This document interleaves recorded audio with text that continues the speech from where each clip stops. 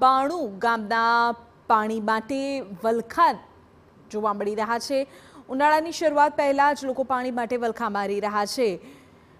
મહિલાઓએ ગોધરા કલેક્ટર કચેરી ખાતે આ મામલે વિરોધ નોંધાવ્યો છે। નલ સે જલ યોજના હેઠળ પાણી ન મળતા વિરોધ તેઓ દર્શાવી રહ્યા છે। નલ સે જલ યોજનાની કામગીરી માત્ર કાગળ પર જ હોવાનો આક્ષેપ છે।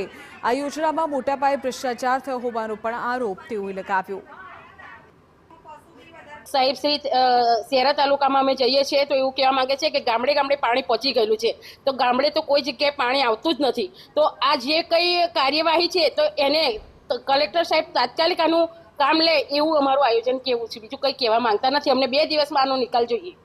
ખાલી રેકર્ડ ઉપર જે કામ કર્યું છે અને ચકલીઓ મૂક્યો છે, કશું પાણી આવ્યું નથી। અમારી જમીન બગાડી છે।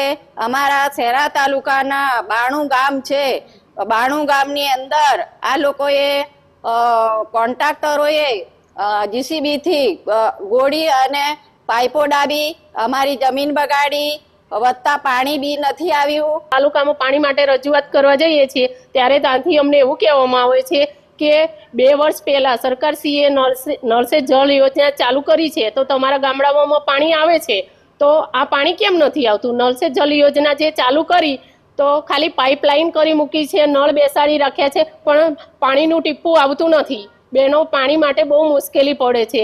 ઘરમાં 4-5 પશુ હોય તો એના માટે અમારે પાણી ક્યાંથી લાવવું? ઘાસચારા માટે પાણી ક્યાંથી લાવવું અમારે?